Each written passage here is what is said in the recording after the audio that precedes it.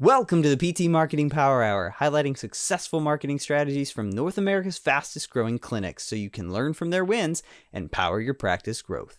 We have another great episode today, so don't forget to hit subscribe on YouTube or wherever you get your podcasts. Now, here's your host, physical therapist, marketing expert, and CEO of Practice Promotions, Neil Trickett.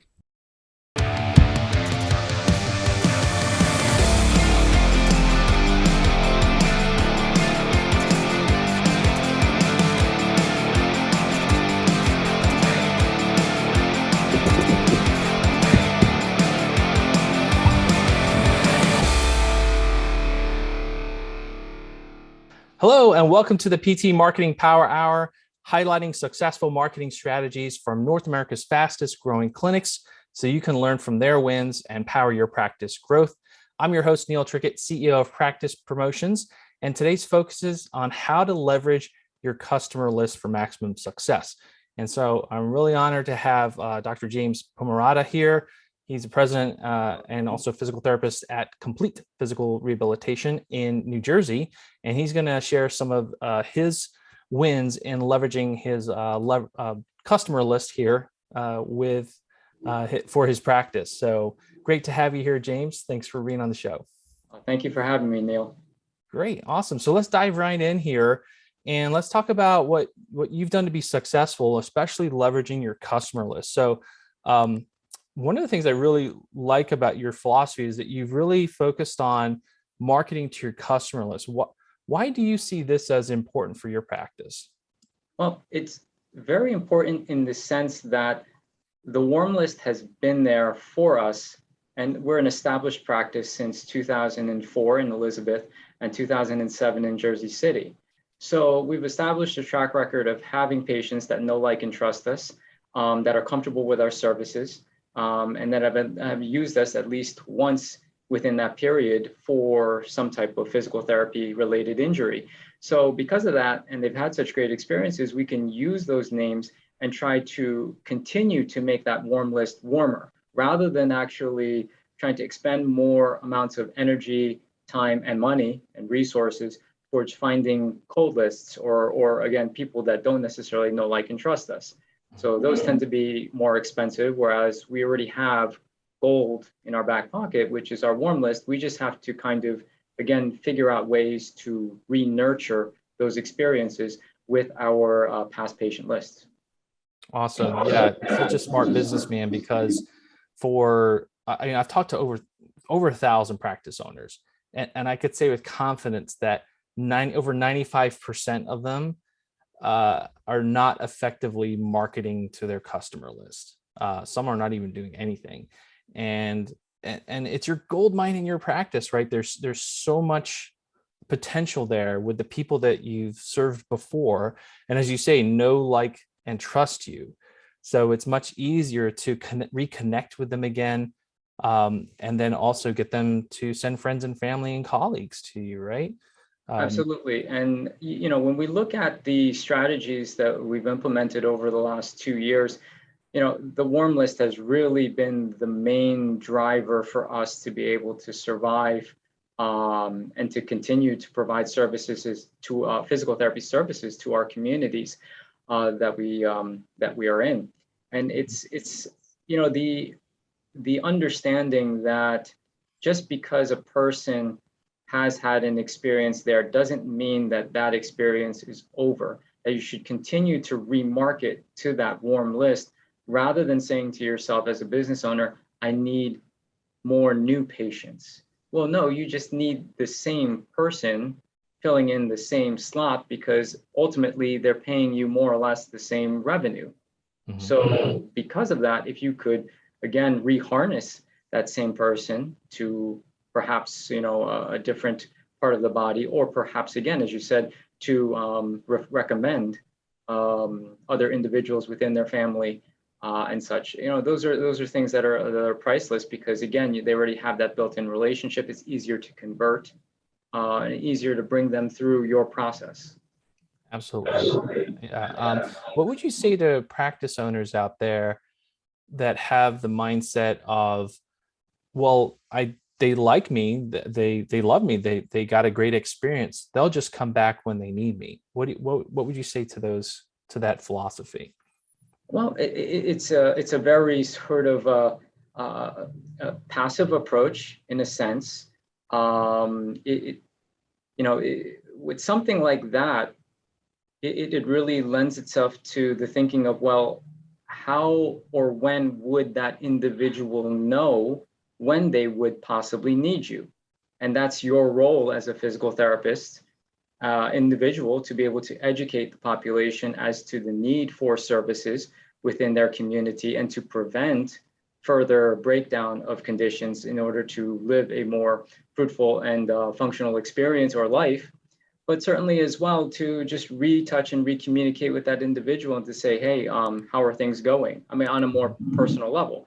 From a business standpoint, it makes absolutely no sense. You have to be able to harness that individual's potential over their lifespan, because the reality is that I think now the statistic runs about 31 touch points, right? So touch points meaning 31 times that a person has to see something in front of them in order to make a financial transaction. I'm sure that number is probably higher now because I haven't been around, doing any of the other, marketing courses in about a year or so due to the pandemic. But certainly now, the last time I checked, it's around 31 touch points. So if you're not allowing yourself to be able to reconnect with those people, you're missing out on extra revenue. Mm-hmm. Absolutely. And you've already got that trust level, right, with the people that you've serviced before. And you probably had this experience. I know I had this experience when I was in practice where I would have a patient, they came back in, their knee flared up or whatever it was. And then you're like, Mrs. Jones, great to see you again. I see you're back in here for your knee. How long have you been suffering with that? And you're thinking a week, right? Oh, 6 months. And you're like, why didn't you come back in sooner? Right. And it's just because, let's face it, no one wants to go back to therapy unless they have to, right? You got to be in pain, and because it's time and it's money. So like you have to push people to take action on their pain or problem. And that's where marketing to your past patients is so important, because they do know, like you, and trust you, but they need a nudge, right? And you need to have that connection with them and show them that you have lots of resources for them. And it may not be just the same problem that flared up again. They could have, come in for an ankle sprain, but now they hurt their shoulder and they didn't realize that you hurt shoulders or necks. And I'm sure you've had that experience too, where you've been helping someone with, say, their knee, and they see someone on the next plinth getting their back worked on. Oh, I didn't know you worked on backs. My husband sees a chiropractor. Maybe I'll have him come check you guys out. Right. There's all those kind of experiences. So if you're not marketing to your past patients, you're definitely losing on a lot of opportunities in the world out there, in the community out there, to service people in many different ways. So now I think one thing that we were just talking on a little bit before this call here, that I think you've done very well, is how you are connecting with those past patients, how you're communicating with your customer list. And for a lot of practice owners out there, they perceive that I am emailing my past patients, right? Sure. And it's cheap, it's a great method. Okay, and I get certain response from that. But what do you do differently? Like, how have you incorporated direct mail into your marketing strategy? And how has it worked for you?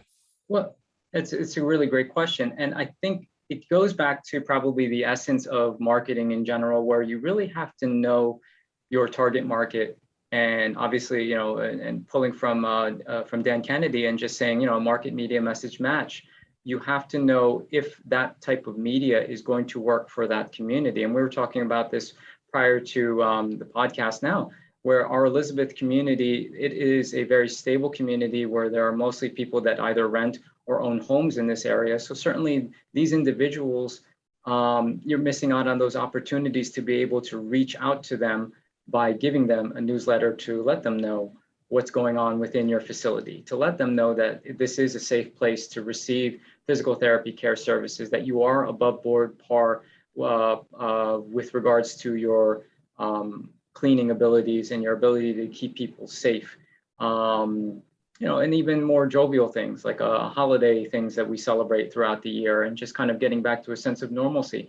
And these things, you'd be surprised how people actually come back and they'll say, oh yeah, I received your newsletter. And oh, by the way, I did receive an email. And oh, by the way, I did receive. So it's not just necessarily one thing. And it goes back to what I was saying prior, 31 touch points. So if you assume that they're just going to come back whenever they need you, if you're going to assume that, well, I have rescheduled them for a 3-month free screening follow-up, which is done in our facility as well. If you are to assume that I give them 5, free screening cards to be able to give out to friends and family, if you don't reach out to them through email, through the use of print media, whether it's newsletters or postcards, that can attract their attention to give you brand recognition, then you're really still missing out on that opportunity. There really is no one straight methodology. And until you start to explore that for at least 6 months to figure out those wins and losses, then you really wouldn't know. Yeah. And you were telling me too before, like, we have to realize that, people are very scattered today in terms of like where their attention is. And I mean, if you think about 20, 30 years ago, you had a couple of different choices for advertising, right? You had the TV, you had the radio, and you had direct mail, right? And then in today's world, you've got Facebook, Instagram, TikTok, print mail, many different radio stations, 500 plus TV channels. And so, someone's attention span is like, very small on all these different channels. So if you're just relying on one thing, like say you're just emailing, then you're not getting in front of the large audience that you should be. And let's just say, for example, you have, you've serviced 1,000 people, right? You have 1,000 patients in your list. And if you email those 1,000 people, if you're getting a great open rate, maybe you're getting in front of 25, 30% of those people. So that's 250, 300 people, but you're missing out on 700 people seeing your email, right? Whereas if you're using also social media, if you're also using direct mail, you'll actually get in front of 95% of those people into their mailbox. So it's a very different experience. You get in front of a lot more people that way, and you have these multi-layered marketing approach for, like you said, all these different touch points. No, and absolutely, and as I was telling you from before, I'm definitely the first one to humble myself appropriately and to say that, at the beginning of the year when, revenue wasn't that great, we looked at actually cutting back on some of our print media. And we did do that for a period of time within our Elizabeth facility, and seeing that where our numbers crashed appropriately as a result of that really was a humbling experience for us to say that, hey, you know what, this is something that we need to keep back in, because obviously this is a touch point that people still want. And as we added that back in, there was a date correlation to numbers starting to increase again. But then, as you said, you're layering it. So it's part of a layered experience. One person's experience through marketing of seeing a postcard, opening up a piece of mail that, you gave them a thank you card, or hey, how are you doing, Joe, sort of card, or looking at a newsletter with pictures and reading some of the, information that's on those newsletters. Everyone has a different way that they consume media and they consume information, and they need a different experience or response. And until you try it or until you experiment with it, you really, truly don't know. Yeah, that's great advice. And thank you for sharing that humbling experience that you had, which was times were lean. Let's cut back on marketing, right? Which is really, you learn that lesson, right? That's the last thing that you do. You're actually supposed to accelerate when times are lean, but you cut back on the print side of things. And you saw that the correlation that it hurt the ability to get return patients back in, but you got that back in, you saw that pick back up. I read an article a while back, and it was pretty fascinating. It was about the company LL Bean, that does clothing and all kinds of apparel. And you always get the LL Bean catalog in the mail, right? Yes.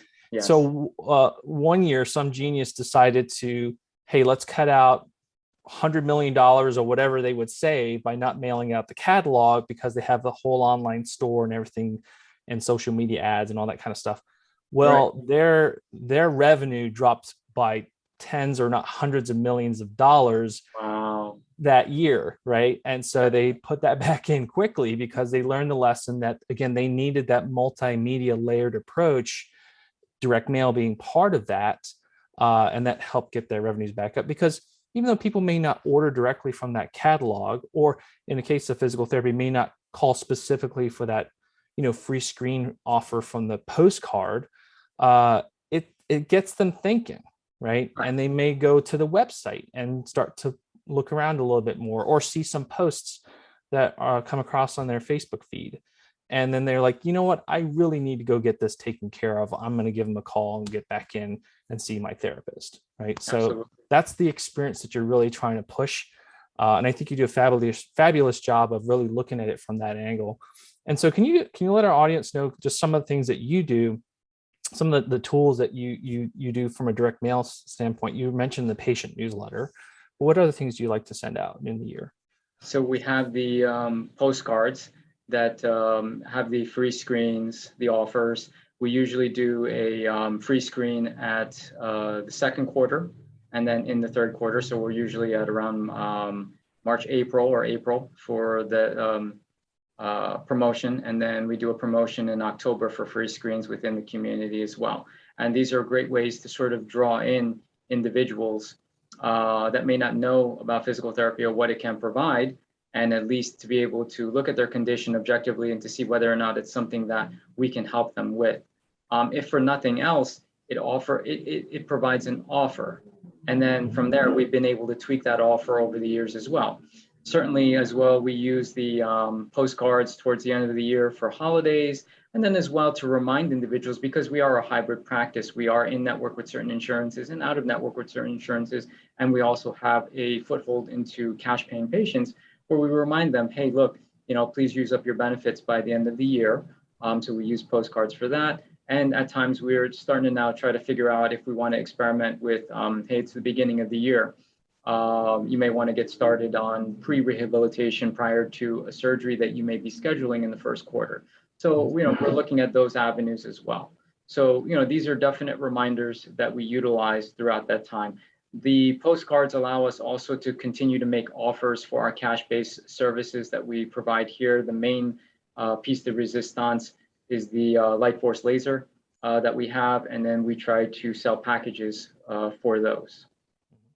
Awesome. Yeah. And I think, again, you're looking at, and we'll get into this in a minute, like the different cash-based services that you can bring into the practice to, again, fuel service as well as revenue there. But I like how you're really looking at, obviously, the many different ways that you're advertising these things. But from a postcard standpoint, I know we've helped you with, like you mentioned, end of the year deductible postcards. That's really a big favorite of a lot of our clients, because you're reminding patients, hey, you still have some benefits left. You should use them before they expire and they renew. So that's a great thing to be doing at the end of the year, is the end of year deductible postcards. And then let's face it, everybody has their new health goals for 2022, right? Or the new year. And so are you there? Are you positioned? Are you reminding them? So like a new year, new you postcard is a great thing to talk about. Hey, time to get healthy. Come on back in. We'll take care of you. Send a friend and family. We've got all these different services. I know you've done things for like your yoga programs, your light force laser programs there. So lots of opportunities and marketing those individual things, not putting everything on one marketing piece, but sending out separate pieces to communicate the specific service or cash-based service that you're offering there. So that's awesome. And then in addition to that, of course, you're doing other types of digital marketing. So you could elaborate a little bit some of the things that you do from a digital standpoint to communicate with your past patients. So we're using your interface certainly to do the email funnels So we've had some pre-made templates, and if not, we're writing funnels that we utilize to bring people through experiences, as well as sending the digital newsletters. And it's another, again, touch point or a piece that if they don't necessarily receive the print mail for whatever reason, then certainly at least they can open it and then look at that on a digital format as well. So, and all of those, when we look at the digital format of things, it's really more to be able to draw attention to our website. So I think the whole thing is to be able to funnel traffic to the website in order to improve what everyone knows to be their SEO. So, everyone wants to be on the first page of a physical therapy in whatever city or state that they're in. Everyone wants to be on the first 3 or 4 lines of the map location for wherever they're in, or if somebody's searching for physical therapy near me, they want to be on that first page. Well, you have to be able to figure out ways to be able to draw people to your website. And I think through the use of digital media, whether it's sending, using our lists and sending them targeted emails.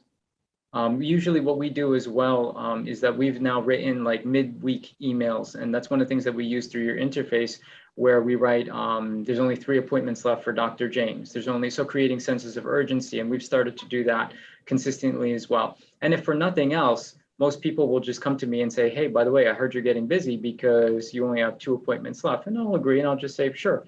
Yeah, you received that email, then most likely, yes, we're informing you, you better get in and schedule, because I can't necessarily hold those slots. Again, and it's just, another, again, touch point. At least people are opening those emails. And again, as you mentioned from prior, these are things that are embedded within the platform that you have, and it's more sweat, labor, or effort, or delegating to somebody within your team or group that can write some of these different templates or funnels. Yeah, I love that. That's genius. I only have 3 slots left for this week. Talk about creating great urgency. So that's the sign of a great marketing mind there. I love it, James.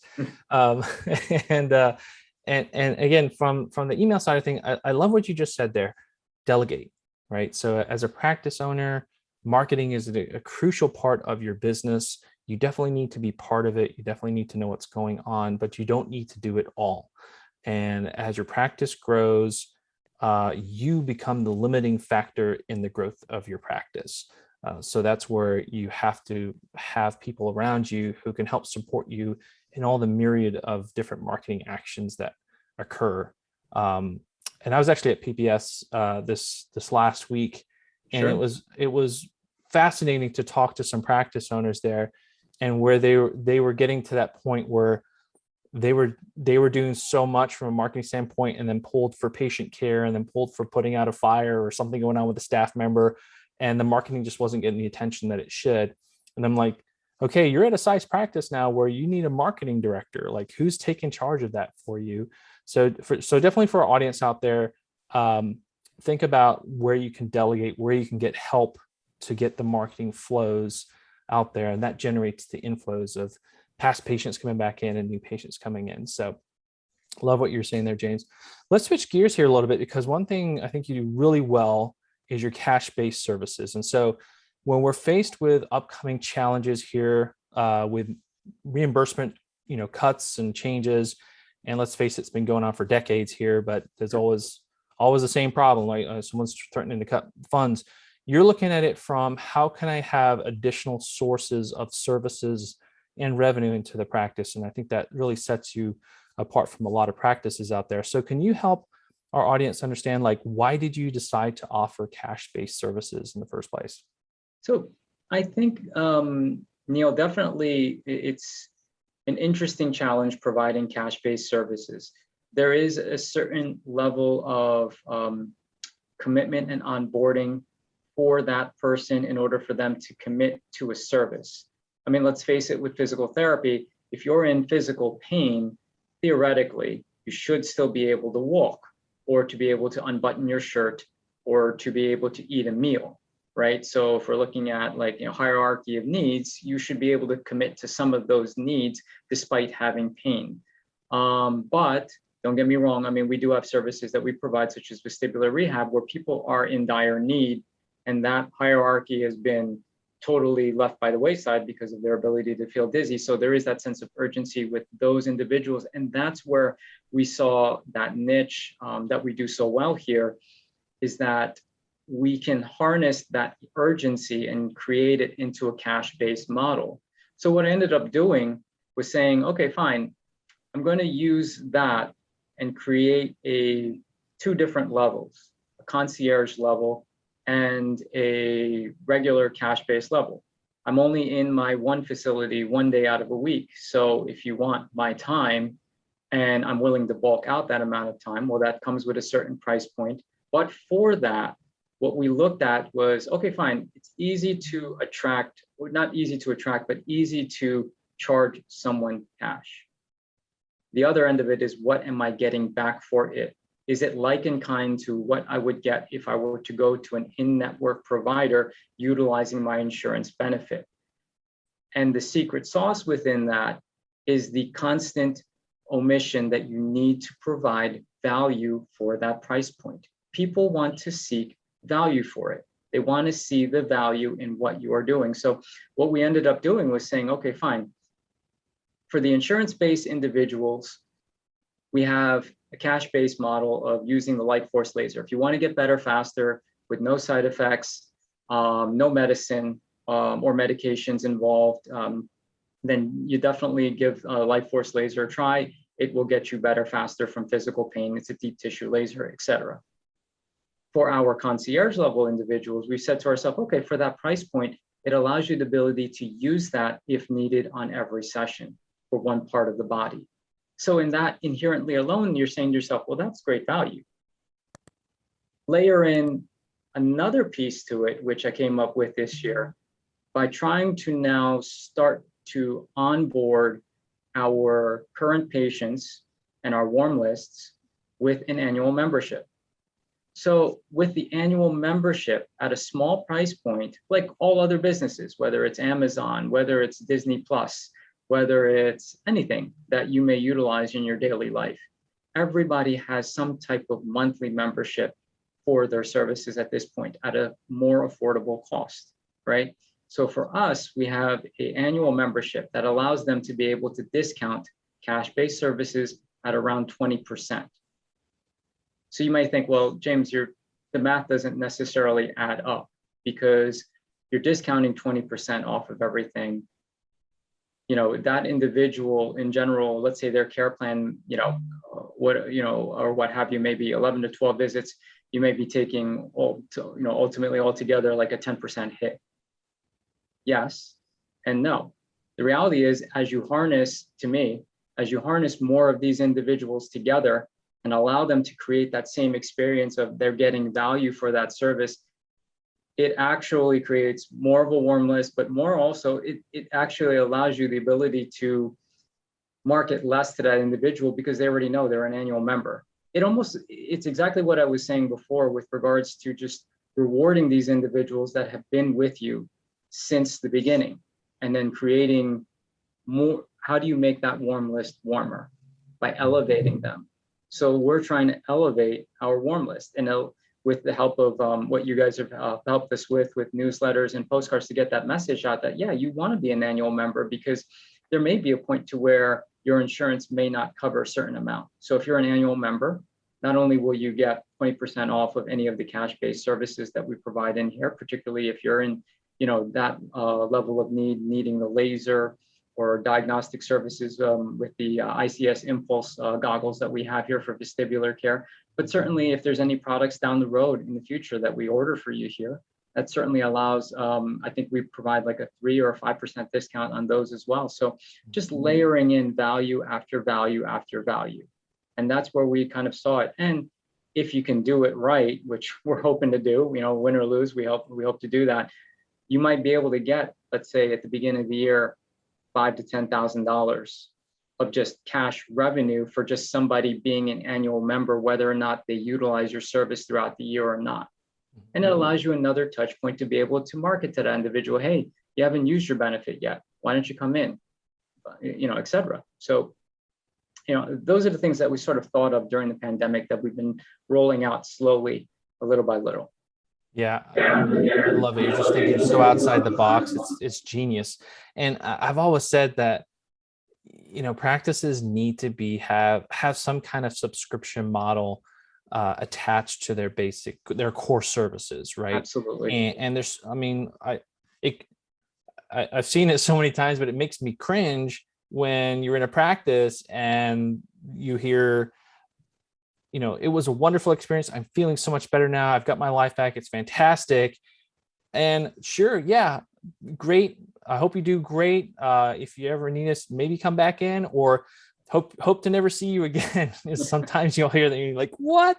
Right. But we gotta change the mindset of our therapist to be like, hey, we're like your mechanics of the body, right? So, something's not going right. You need to come back in here, just like you would go to your dentist. You need regular checkups.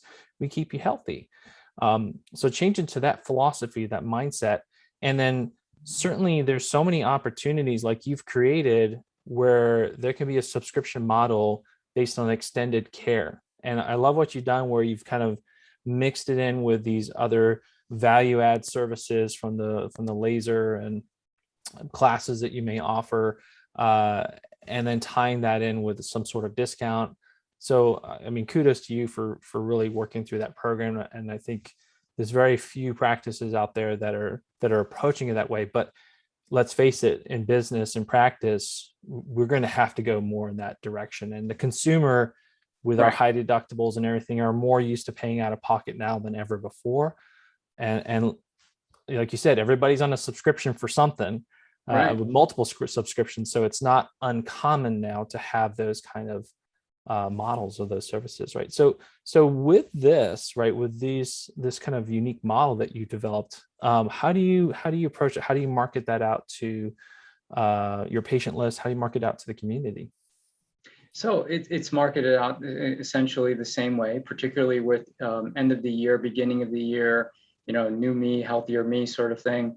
But certainly the real piece of it is just providing value, that you really want to be a member because we're providing that value that nobody else is providing to you, which is the ability to use some of the other services that we have embedded within the cost. So if you can figure out a way, let's say there are, a lot of our colleagues that own gyms, they do personal training inside of there. If you can bulk in some of these services together and just continue to elevate them through those levels, you'd be surprised what people would be willing to pay for if you have a good product and you have a good team around you that's willing and able to produce that product over a consistent basis. And it speaks to your point from earlier when you were talking about how we as physical therapists, when we graduated, we looked at it as it's an A to B to C thing. And that annual model of people returning to us seemed to be something that was, almost like an evil that we weren't willing to explore, that we shouldn't be doing that as physical therapists. But in the scope of things, it's not to say that you're going to be treating the same body. And then it's not to say that you couldn't give that person, the other end of it would be, why aren't you giving that person all of what's in your head, all of what you've studied, all of that relationship building? Why wouldn't you give that person that full experience over the course of their life? It's not to say that they constantly need manipulations because that's what they need. We're not saying that by any stretch of the imagination. All we're saying is you may need us to consult you. Everybody needs a coach. We all have coaches.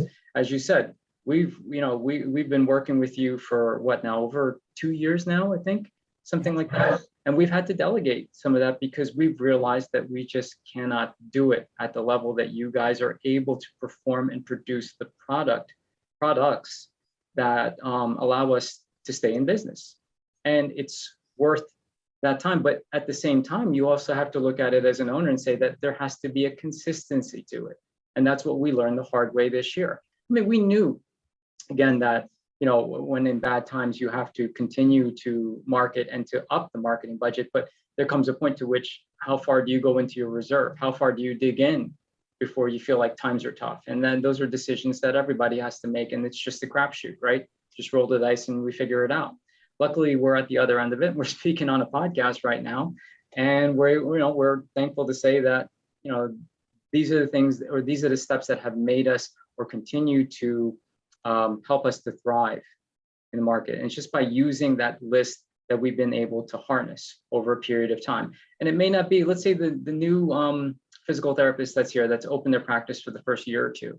And they may say, well, I only have a patient list of about 50 names, 100 names, something like that, right? Like, Neil, I'm sure you've come across that, during your time as well. And, when I hear that, I say, well, okay, fine. But, there are other ways to really harness a list, a warm list of sorts, whether it's, again, through the use of print media, through the use of even cards, and just saying, hey, are there any people that you can refer to us? Whether it's through, again, the ebooks that are on our website that can allow us to be able to get traffic in, that get, when they want to download one of those ebooks, and then we get an email that comes in. I tell my whole staff, every phone call that comes in through any of the Google ads that you put in for us, any of the website traffic that we get, the first thing they do is, may I have your name, telephone number, and a clean email just in case we get cut off. And that's worth everything, because that's essentially a person that was willing to make a conversion. They just may not have been willing to do it at that time or at that price point, or they didn't like the offer that you were giving to them, or you didn't make a relationship. If you can look at it from that point, then that's a list that you can get over time. When you're, that's information and data that you're getting over time. That's organic. Absolutely. And what a great point there you just made, where you coach your staff on how to do that lead capture from the get-go. And, if you think of your practice as a bucket, right? Right. If you have holes in your bucket and you're pouring all this money in the top with trying to get new people in, but let's say a phone call's being missed, or there's not enough training on the front desk and they don't really dig in and find out why that person's calling in with their problem. They're just kind of repeating, hey, we don't take that insurance, or yeah, our hours are these. Then they're missing a lot of opportunities at the front desk, right? For all the hard work that's being done and all the investments that are being done to generate those new patients in, or return patients coming back in. So I love the way that you approach it, with making sure that everybody's on board with not letting one person go, right? Converting as many people as you can. So, so James, any final words of advice here, or to our audience out there, to practice owners looking to capitalize more on their list or go into cash-based services? The main thing is to obviously write everything down. The way that I when we had our ownership meetings, the way when I would come up with some of the R&D behind it as well, is literally to write it down in a flow sheet and to be able to just list it.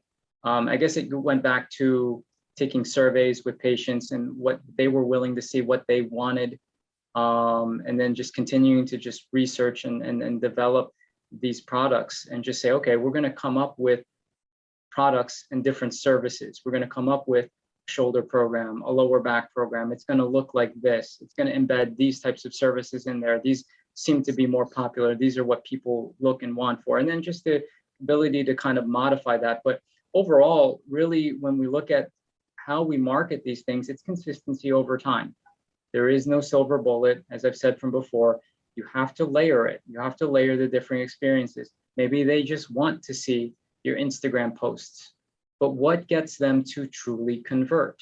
It's a layered approach over time to make a financial commitment to something. They may see a funny ad that you put on Instagram or on Facebook of, let's say a person holding their knee and such, and in some whimsical way, and then saying, oh yeah, I have that same knee pain, that was in that ad there. But until they're able to see the offer in front of their face, until they're able to see it, in print or written down rather than told to them, they really won't know what it is, So I think consistency, writing things down, those are probably the two things that I could probably say, for business owners out there that are looking to start cash-based services. There's probably a product that's hidden inside of your practices. You just have to figure it out and write it down, and then figure out a way to layer the experience to market it. And don't be afraid one of the things that I learned this year as well, and I'll finish off with this, is that don't be afraid to say no to free. So we do consults because we feel that it's a life mission for us to spread promote the field of physical therapy. That's just us. I mean, we're in a socioeconomically lower area here in Elizabeth, New Jersey. Our goal is to provide physical therapy services to the Hispanic community here. We've been doing it since 03, 04. It's our thing. But I ask myself all the time, how am I able to convert Medicaid patients to pay me cash? I mean, Medicaid, you're talking about people that should have no income, but yet they're willing to pay me cash. I'm trying to still figure out how I am still able to do that. And the main thing that for me, it's just, is it the product? Is it the experience? I mean, ultimately altogether, it's all everything. And you just have to be consistent with it. Continue to be consistent with your messaging. Mm-hmm. Fantastic. Great advice there. And I think sometimes our own assumptions can get in the way of helping people, right? And so we assume that they don't have money, right? We assume that they can't afford our care, right? And people will invest in what they see as the most value to them. So if people see their health or being able to do an activity or get to work or be able to work or being a labor job or something like that, and they can't because of a certain limitation, we provide a very valuable service, right? And people are willing to pay for that. So again, sometimes we can defeat ourselves by having these assumptions that people won't pay for it or people won't see it as valuable or whatever it may be. But we have to flip that, and we have to come in with, like, we are very valuable. We do provide a great service. We do help people get better and be able to do many things in their lives, and that's worth something, right? Sure. And I think you've done a very good job of that. So James, thank you so much for being on our call today and sharing your wisdom. I love hearing all the success that you're having there and all the challenges that you've overcome over these last couple of years, and just the way you've been so innovative. I really admire that. So thank you so much for being on the call today. You're welcome. And thank you for having me. Awesome. All right. So here's to your success, everybody. Wishing you much success here. And don't forget to leverage your customer list for maximum effectiveness in your practice. Absolutely. Thanks again for joining us today. Be sure to check out practicepromotions.net/power. There, listeners can download over 9 checklists and free resources made to coach you through simple, proven marketing actions to increase new patients. So check it out today. That's practicepromotions.net/power, and I'll see you next time.